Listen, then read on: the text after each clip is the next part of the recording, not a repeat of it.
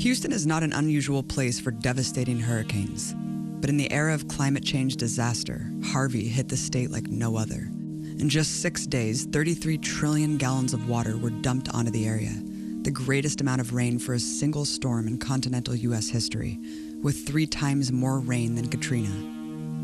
The catastrophic flooding destroyed thousands of homes and left many areas of Houston in ruins.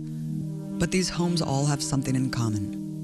Like the devastated neighborhood I visited in Northeast Houston, low-income, Black and Latino residential areas are what is known as fence-line communities, or those in the highest risk borders of flooding and pollution. To learn more, I talked to an expert on fence-line communities, Dr. Robert Bullard, Distinguished Professor of Urban Planning and Environmental Policy at Texas Southern University. Well, if you look at, Houston is a petro capital, and it's has lots of industries, and many of the communities that are near the refineries and petrochemical plants along the ship channel, many of them are also in areas that's prone to flood, and so you get this, people who are living in areas that's affordable, areas that because of residential segregation, because of housing discrimination, in many cases people are forced to live in areas that that are risky and very vulnerable, not just to storms like Harvey or these monster hurricanes, but also just with downpours. Harvey was different, is that it spread the pain. It kind of like democratized the suffering, but yet still, when you look at it, the communities that have few resources and few bank accounts that can allow them to bounce back quickly. That's how it's hit them the hardest, because they don't have the cushion to make them more resilient. Right, the recovery certainly was not democratized, Professor, as we know. Let's talk about how urban planning and gentrification has exacerbated these fence-line communities and vulnerable communities. Well, Houston is a city that in many cases defies logic in terms of where things get built and how they get built, and the whole idea of where investments go. We have sparkling downtown areas. We have beautiful urban complexes that's of high rises, but at the same time we have areas that are semi-rural, areas that have very little infrastructure in terms of drainage, in terms of flood control. The areas that have basically open ditches and gullies and no sidewalks, and kids have to walk along the street next to ditches to get to school, and when it rains, those gullies and ditches fill. Presents a lot of problems in terms of safety, health and safety for children. Well, Houston is the only major city in the United States that does not have zoning, and it has allowed for really willy-nilly, haphazard kinds of development. And because of that unrestrained capitalism, it means that if you have the money, you can almost build anything anywhere. And so that kind of less protection for poor communities and communities of color, and not having the kinds of investments in infrastructure such as flood control, has made many communities basically sacrifice zones. And so when you start looking at laying a map out on the table and talking about which communities are over polluted by industry and air pollution and water contamination, which communities have open drainage ditches, and which communities are more likely to have illegal dumping of waste. I mean, these are the same communities that are low-lying and generally poor, and have an infrastructure that's older and not maintained. And most of this is on the east side of Houston. In Houston, Houston's east side is heavy industrial, heavy concentration of African American and Latinos. And so when you talk about, you know, that schism between these two Houstons that we're talking about, the west side is more residential and it's more upscale, and then you talk about on the east side is where you have a lot of these industries and these neighborhoods that are fence line, and oftentimes people call them sacrifice zones, and areas that where anything goes, and these are the same areas that don't have grocery stores. These are where you have concentration of food deserts. These are the neighborhoods where you don't have a lot of parks and green space. And so when you talk about things that communities don't have, what we're saying is that if we are to recover in a way that's equitable, we have to address a lot of those disparities that existed before the storm. The areas that suffered most from the hurricane are Houston's historically oppressed and marginalized communities. In many cases, the people that live closest to the industries don't even get the benefits of working at the industry. They get the pollution and they get the risk, and many times they get sick. That's the environmental racism, is when we allow certain types of risk and health threats to somehow be targeted toward groups and communities because of that race. It's real. We live, as I say, we live in areas in the South and in Houston, and Houston is definitely a southern city, that many of its neighborhoods and its environmental landscape was shaped by Jim Crow segregation, racial segregation. And if you look at, as I said before, we have, in 2017, we still have racially identifiable neighborhoods that we know by name, and we know when you travel through, you know by when you see the population, you see certain things are not there, and you can identify in terms of amenities. What happened in terms of the infrastructure and the flooding of certain neighborhoods and the disparate impact of the flooding, that's not natural. You know, that's an unnatural disaster. The political dynamics involved in pushing people toward risk and not allowing certain communities to have the benefits of infrastructure improvements, that's not natural. That's unnatural. Racism is unnatural. It doesn't make sense.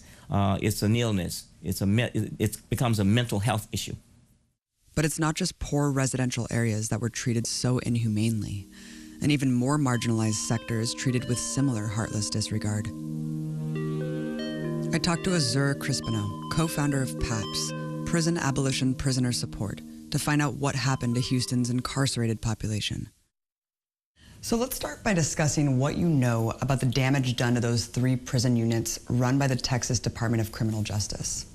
So in terms of the Gist, Stiles, and LeBlanc unit, we know that there was standing water in all 3 of the units. We know that there was lack of sanitation available to the inmates. They weren't able to shower for a minimum of 10 days. When porta potties were finally delivered, they were insufficient porta potties. In at least one of the units, the porta potties were clumped together in such a way that it was not accessible to all of the inmates to be able to go there. We have widespread reports that only the guards were allowed to use the porta potties. So men are obviously having to make do in terms of sanitation however they can. So you mentioned the evacuees. What happened to them? We know from an activist who went to visit inmates in Ferguson unit that more than 500 men were evacuated to this unit. They were placed in a gymnasium. They were told to bring their fans but no other property. When they got to the gymnasium, they were not allowed to plug in their fans, right? So no air conditioning, no ability to plug in your fan. There are porta potties, but the porta potties are not being cleaned. Ants, roaches, and snakes crossing them at night.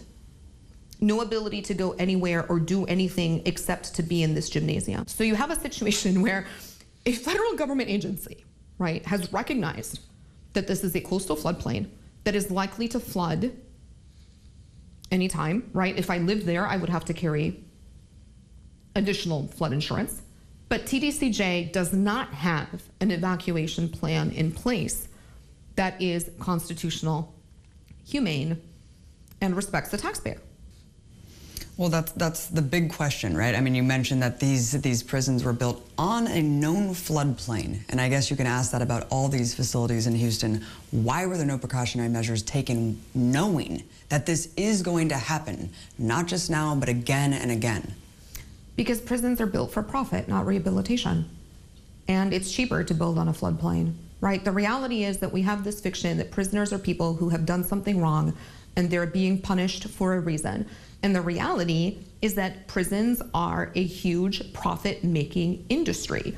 So if you were to put these units in non-floodplain areas, that's real estate that's substantially more expensive. But it's much more than flood water that earns Houston's low-income areas the title sacrifice zones. The mega corporations that siphon vast wealth from Texas land puts them in even graver danger. On the poor, mostly minority east side of Houston, you'll find big oil refineries, which emit countless harmful pollutants. You'll also find all the chemical plants, which emit even more toxic emissions, littering the residential areas hurt by the floods. This gets even more disturbing when you see it's not just homes, but also schools. Countless children go to schools built inside of these poison-spewing zones. When hurricanes strike these facilities, it's the east side communities who bear the brunt of the toxic fallout. Hurricane Harvey was no exception. Behind me is the Arkema chemical plant, the facility that exploded 1 month ago during Hurricane Harvey. Innumerable noxious polluting chemicals were released into the air, endangering thousands of local residents, some of whom live directly next to the plant. They were told to return home, but to wear protective clothing and to not drink the water. So we're driving by the Arkema chemical plant right now, where water was about 6 feet deep in the plant. They said it was an unprecedented amount of flooding, but as we know, they had experienced something very similar just a few years prior and actually failed to take those precautionary measures to prevent more explosions. So right across from the plant, there's people, there's houses, there's trailers, hundreds of people who live here who have to return back to their home. Many of them have farms, they have lives to live. Holy, there was just a huge dead deer in the gutter. Wow, that was really intense. I spoke with Yvette Ariano of Houston's grassroots Texas Environmental Advocacy Services to learn more. So can you start by outlining what exactly happened at the Arkema chemical plant back in August? Well, in August, Arkema basically lost their backup energy source, and they had a total of 9 different refrigerated units. The first 3 went up on a Thursday and Friday of that week, and nobody even knew. The community had no idea that a fire was bound to happen. The plant knew, because they were inundated with 6 feet of water. The next day, all of a sudden you had notices that Arkema was having any issues. People were trying to find out what was the volume of substances that were being held. All we were told was that there were organic peroxides, but not the amount and not any other chemicals. Any plant like Arkema, that is a chemical plant, will produce more than just organic peroxides. But because they hide behind Homeland Security and terrorist threats, they're not forced to disclose that information to local communities, which is completely unfair. All of a sudden you had FEMA come out and say, well, we have plume modules, and our plume modules disclose that these are hazardous chemicals to public health and safety. The next day after he made that statement, he rescinded that statement because of pressures that came from above. We're under Scott Pruitt's EPA. When we spoke directly to the EPA a week after Harvey had passed, during this entire Arkema situation, we asked, are the plumes hazardous? This is Region 6 EPA, under Scott Pruitt, and they said no. Your response to, the whole, it's nothing more than a campfire, right? The smoke inhalation, and also just their warning to the community about returning. That was absurd. The community wasn't given the information that they needed, just like none of the communities during the Harvey disaster were. We were told that no floodwaters were toxic because of industrial entities during the storm. And this had happened before, about 10 years prior, at the Arkema chemical plant. Not 6 feet of water, but at least 6 inches of water. Why were no precautionary measures taken then? Well, all of this stems back to the chemical disaster rule.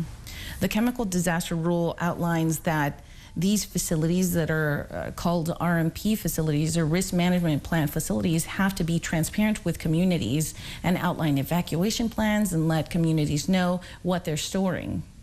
Under the Trump administration, there was a 90-day delay. That 90-day delay kept any of those safety mechanisms from going into place. After the 90-day delay, everyone was very hopeful that the mechanisms would go into place, and all of a sudden we were slapped with a 20-month delay. That was beyond belief. We're talking about common sense policies that protect our communities. And of course they're not going to be in favor of it, because then they'd not only lose revenue, but they would have to put in safety mechanisms, and that costs money. But still, I mean, it seems like such a measly amount of money when the owner is a multimillionaire, and we're really just talking about putting these bins or vats up on stilts. There is no enforcement. Under the TCQ, which is the Texas Commission of Environmental Quality, their head is basically appointed by Governor Greg Abbott, or whoever the governor is at the time. A governor who sued the EPA over 28 times, a governor who is a climate denier, a governor who receives a ridiculous amount of money from oil and gas and petrochemical industry in general. So when you have that amount of influence, you're going to protect your best interest, which in that situation is money. And I think the part that shocked at least me the most was that we're at a point of this high stage capitalism where CEOs of chemical plants can just sit back how many years after Fukushima and say, we're just going to sit back and watch this explode because we can't do anything else. That's insane.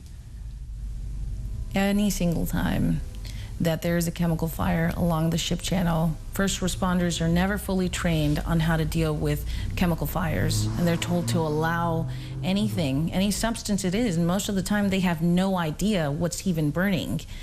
We still have no idea what burned at Arkema. There is no information that's come out.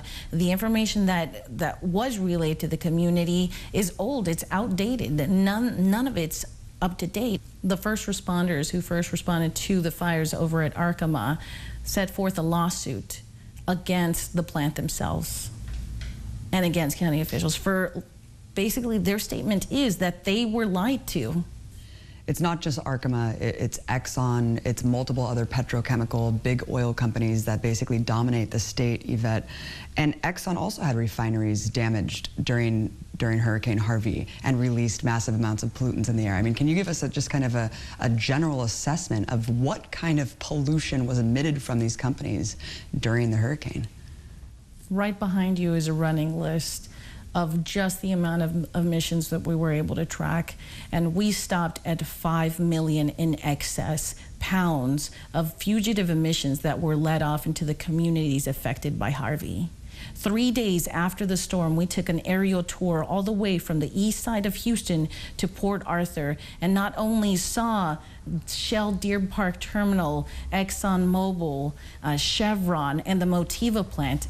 The Motiva plant in Port Arthur is the largest refinery in this nation. ExxonMobil plant is the second largest refinery in this nation, and they both produce over 500,000 barrels per calendar day.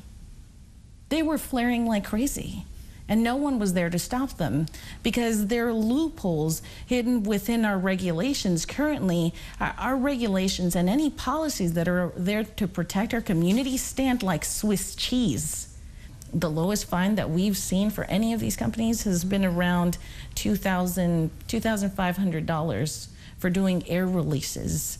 Now, I can't even buy a used car for that amount of money. It's cheaper for these companies to pay the fines than it is to actually update the equipment. We have Pasadena Refinery Systems, which is affiliated with Petrobras, and it is over 100 years old. They have had consistent fires and emissions, and they just choose to basically go ahead and pay the fines because it's cheaper. That's a grandfather technology that they have. It is outdated and crumbling infrastructure, just like I'm sure what was at Arkema, and no one is enforcing anything.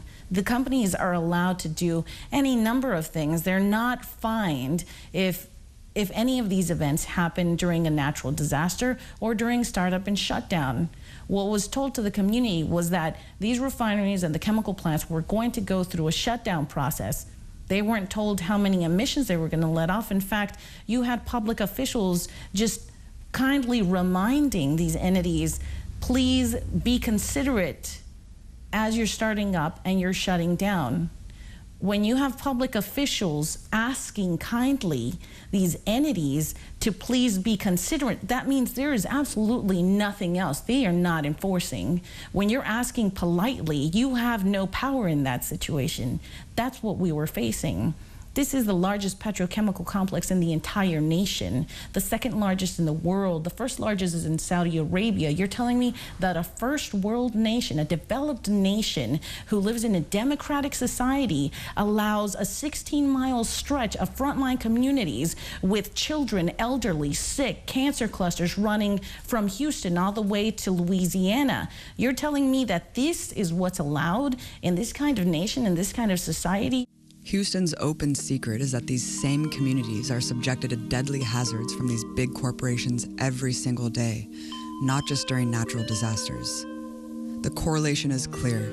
Areas with very low poverty rates have very low rates of harmful emissions. The higher the poverty rate, the greater the rate of dangerous pollutants. Cancer clusters, which are heightened rates of deadly cancer in these polluted areas, prove how many lives are sacrificed for big oil, how many are sentenced to sickness. According to a 2016 report by the Union of Concerned Scientists, the Manchester community, 98% minority and mostly low income, experiences cancer at 30% greater than those in more wealthy areas. 19 industrial oil and chemical facilities dot this small community. So not only were the families along the Houston Ship Channel affected by any current leaks or fires or emissions, but legacy contamination that continues to sit at these sites. When we asked Texas A&M to come in and do testing with waters that our community members had sampled, they went ahead and tested the 16 Superfund sites. When they got to the Brio site over in the south side of Houston, there was an attorney at the Superfund site manually who was physically attempting to stop them from taking a water sample. They had a community department liaison with them who used their body as a barricade. These are wild stories that people have no idea even exist. And whenever we go ahead and we recount them, they sound like lies. They're not lies. This is what happens in states that are infiltrated with oil and gas infrastructure, their extractive industries. Everyone is affected. Everyone in Houston sits under a benzene plume. Houston has never even met the federal air quality standards since the Clean Air Act's establishment. Let's talk about how this all happened. Let's talk about urban planning. Let's talk about gentrification and how basically this concrete jungle was built on a swamp and how that's affected this. Houston was developed on a swamp. This entire area wasn't meant to be inhabited by people in general. Most of the bayous, Houston is nicknamed the Bayou City, but most of our natural waterways and bayous were covered in order for development to even start. The communities of Manchester, of Clinton Park, of the 5th Ward have always been predominantly communities of color. The Houston Ship Channel was originally only 10 feet wide, 4 feet deep, and it wasn't until oil and gas infrastructure started coming in after the discovery of oil in Corsicana and Spindletop, Texas in 1901.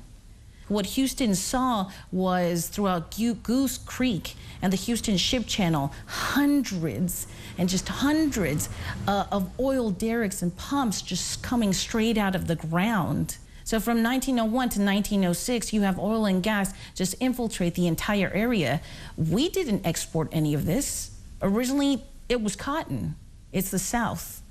So the communities that also outlined the Houston Ship Channel were going to be your historically black communities.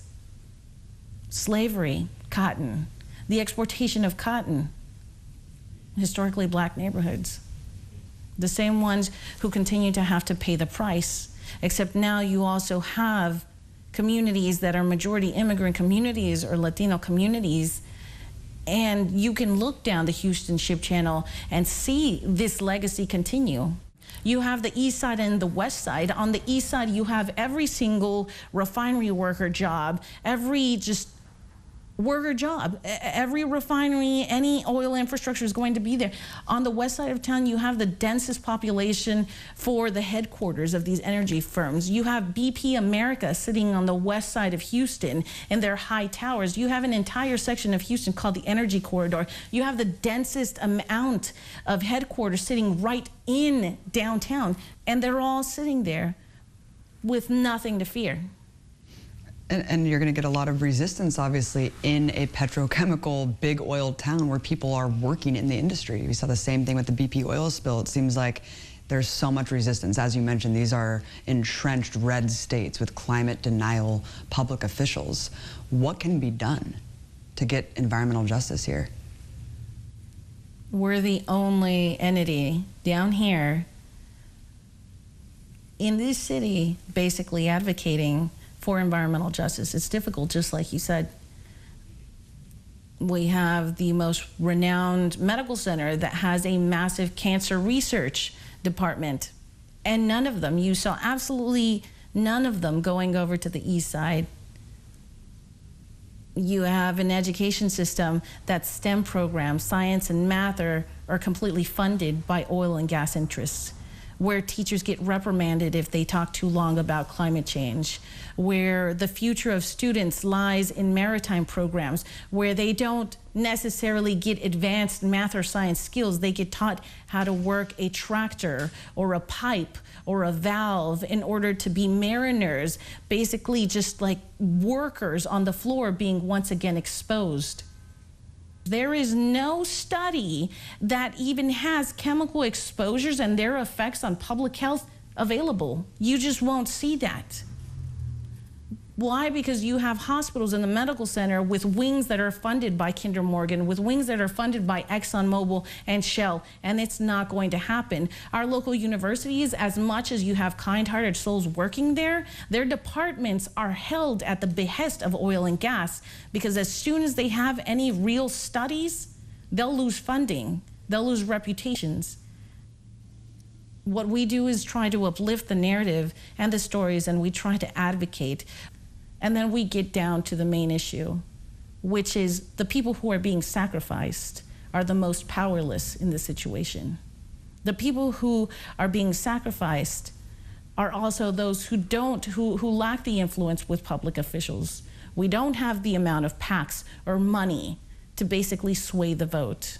We live in the deep red South, an extremely racist area in this entire nation. We're not in a post-racial society. We're poor and we're affected, and no one cares.